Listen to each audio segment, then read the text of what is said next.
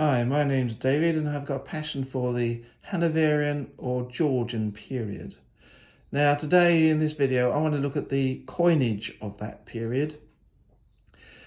Before decimalisation in the 1970s, we had a system of pounds, shillings and pence, which was the same as they were used right back until the Anglo-Saxon times. And we've got here, we had a pound, which is libra, S, which is stands for shilling, but for soldi, D, and then D for denarii. There was 12 pennies or to the shilling and 20 shillings to the pound. We still use the L with the two crosses through it, even now, to denote a pound, a British pound. But the S is now a shilling, and instead of having a D, we have a P for pennies. But in those days, when I was growing up until the age I was about 18, we had the pounds, shillings and pence. Now, most of that period, right up to almost the Tudors, it was mainly just pennies, and later on in the medieval period, they did bring in a 2 pence or half groat, and there was a 4 pence, a full groat. But there was no shillings or sixpences and stuff like that until you got to the Tudor period. But for accounting purposes, when they were doing their sums for accounting, they would have used this system of pounds, shillings and pence. And so you had 12 pennies to the shilling and 20 shillings to the pound. So also during the Stuart period, before the Stuarts, the king's head could be in any viewed in any way. So you could have a face-on view of the face of the king, you could have a side view, you could have the king in different poses.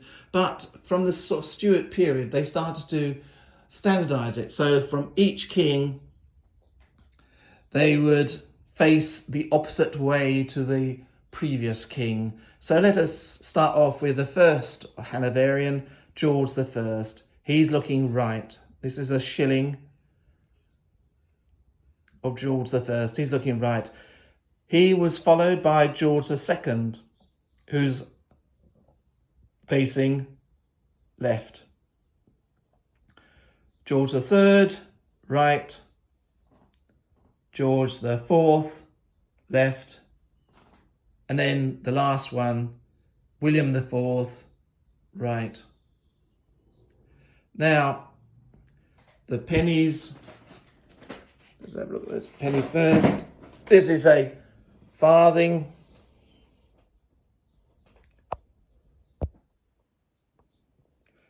(1806). So these are all going to be George III because they're easier, because he was on the throne for a very long time, about 60 odd years, and his coinage is quite cheap. So that's the reason. So a farthing was a fourth of a penny. So 4 farthings to a penny. So quite a small coin. And again with Britannia on the other side. We've got an earlier version of the king's head on the halfpenny. And again, on the other side, it's a picture of Britannia. Britannia's been on the coinage for a very long time, from probably the Stuart period right up to the present day, really. Well, is there any up to decimalisation there was anyway. I don't think there is now. Then we've got an ordinary penny. This is 1799. Again. No, this is a halfpenny, sorry, halfpenny. So that one's a halfpenny as well, but in a bigger format, 1799.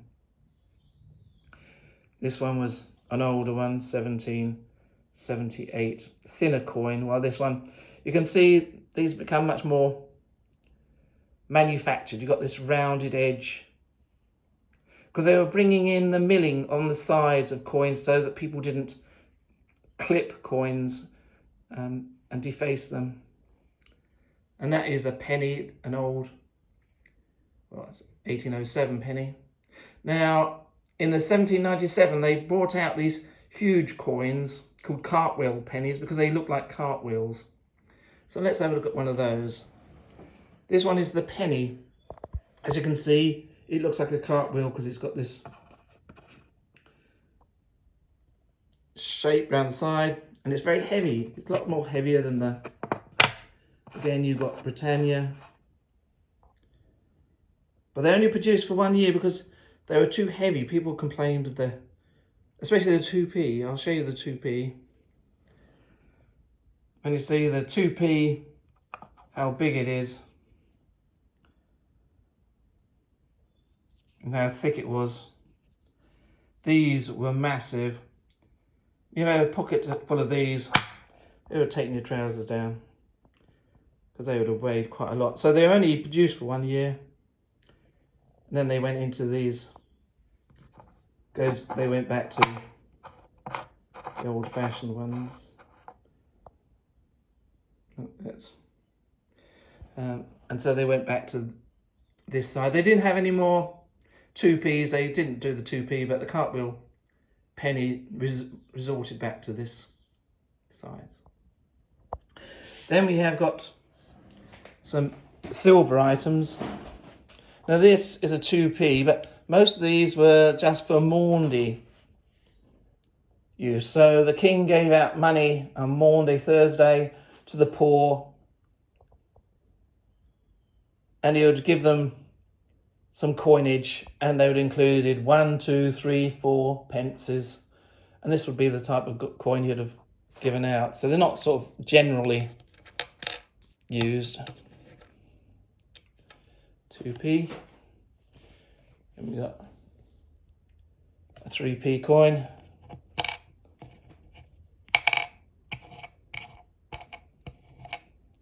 A 3p. And we got a 4p coin.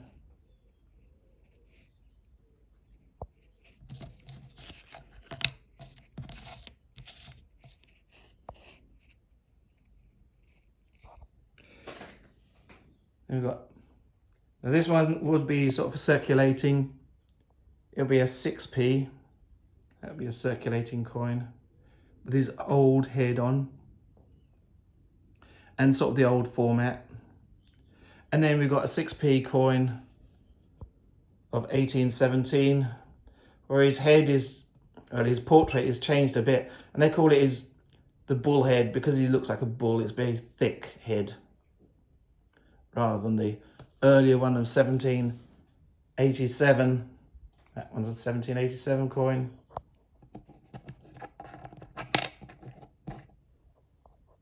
Coat of arms on. While in his later days, he had this bull head.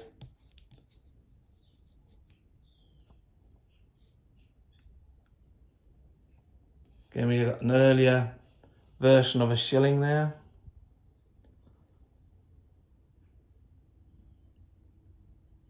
That one's 1787. And these are silver.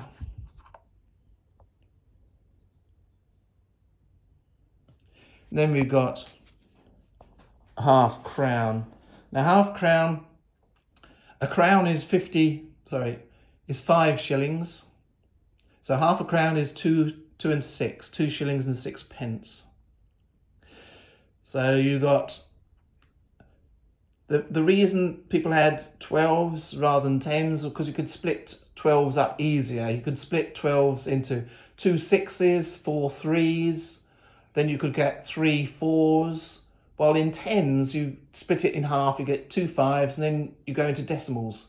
And so 10s is not very easy to split. So 12 you can split in half, then you can split it again, and you can split it into thirds. While 10, you can't split it into thirds. You can't split it more than half before getting into decimalisation.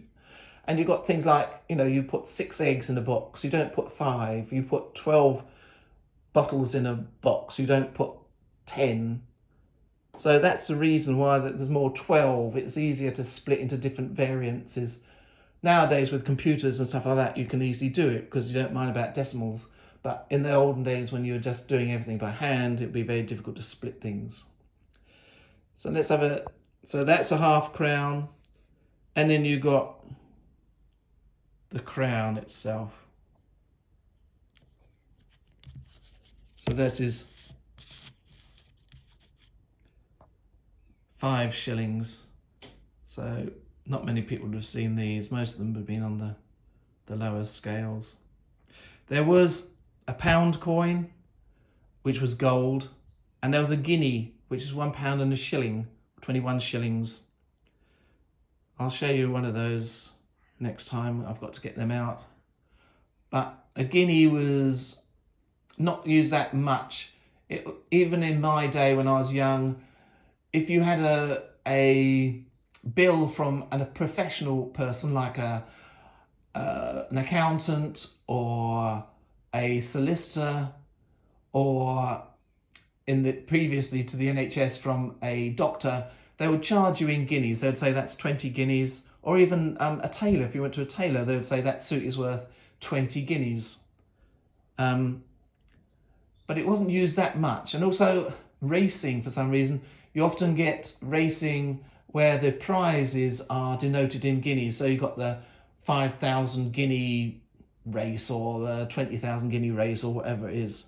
For some reason, that's still used, but not used much nowadays. Well, it's not used at all nowadays. So again, let's have a look at George the First, 1723 shilling. Again, the coat of arms. This one is George the Second.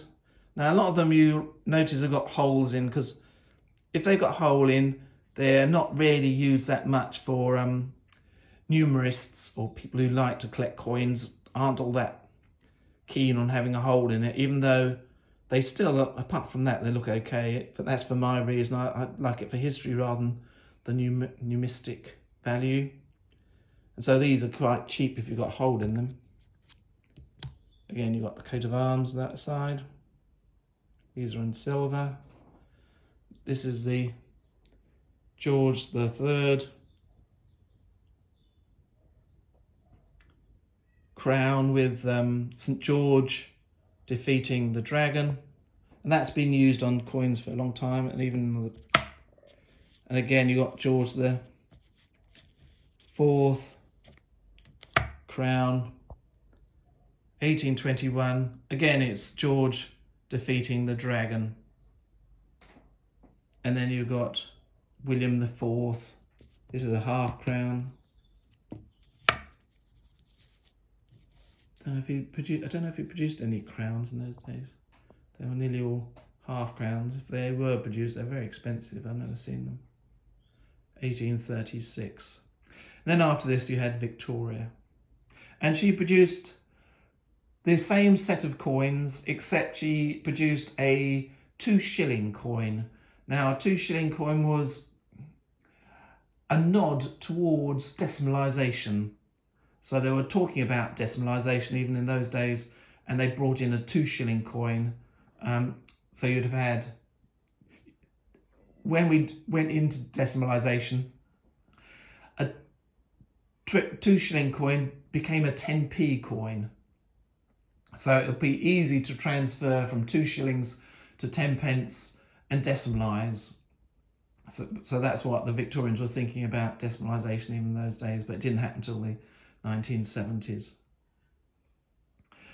So the libra, and also the libra was a pound in weight, and it's supposed to be that it was a pound of silver that was split up into little bits. Now, a shilling is a cutting, so it comes from a German word for cutting.